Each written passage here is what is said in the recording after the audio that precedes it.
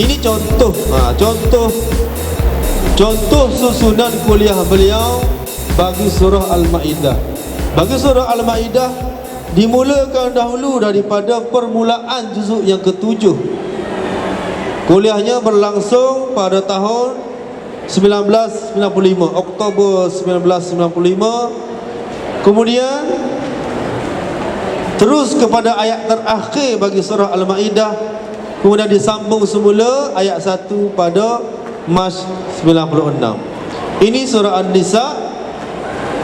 Dan akhir sekali surah Al-Maidah ini tamat pada juzuk yang ke-6, hujung juzuk ke-6. Baik. Surah An-Nisa juga begitu, diambil permulaan juzuk 6, kemudian berakhir pada ayat 147. Tuan-tuan boleh lihat, dimulakan pada ayat 148 sehingga ayat akhir 186, kemudian disambung semula ayat 1 dan berakhir pada ayat 147. Jadi susunannya agak unik berbanding dengan cara orang lain menafsirkan Al-Quran. Jadi sama jugalah dengan surah-surah lain dan sebagainya. Baik, next. Bagi kandungan dan wacana surah tafsir Al-Marhum Tuan Guru ini, tuan-tuan boleh lihat beliau akan mulakan dengan menterjemah ayat yang dibaca, kemudian seterusnya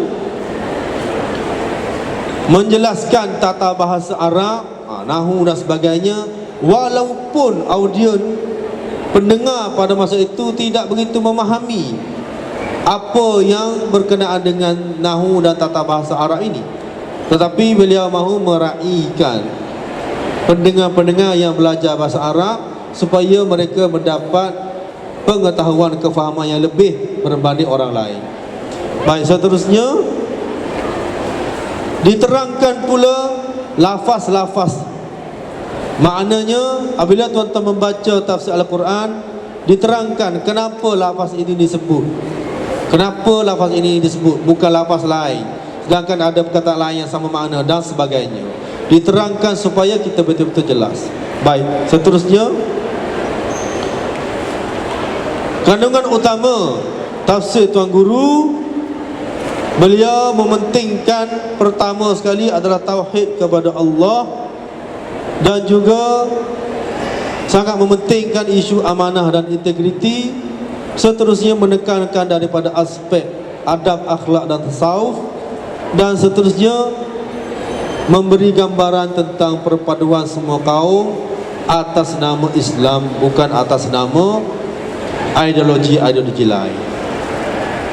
Jadi apabila tuan-tuan membaca buku tafsir Tuan Guru ini, tuan-tuan akan dapat mengenal pasti, memahami apa yang terkandung dalam Al-Quran. Seterusnya dapat mengetahui bagaimanakah Tuan Guru menjelaskan ayat demi ayat, sehingga kita betul-betul faham kandungan itu dengan sejelas-jelasnya.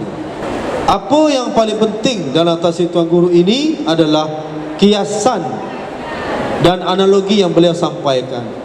Dalam buku ini kami ada senaraikan kiasan-kiasannya supaya tuan-tuan senang melihat dan membacanya, memandangkan kiasan dan analogi Tuan Guru ini sangat menarik. Kadang-kadang lucu pun ada, dan ada juga analogi yang memberi sentak kepada kita. Jadi tuan-tuan boleh usaha, boleh membacanya supaya kita dapat memahami Al-Quran dengan lebih baik. Jadi saya rasa itu sahaja untuk kali ini. Alhamdulillah, sekarang kita sudah siapkan 11 buah buku dengan 25 surah, dan insya-Allah kita akan sambung lagi untuk surah-surah yang lain.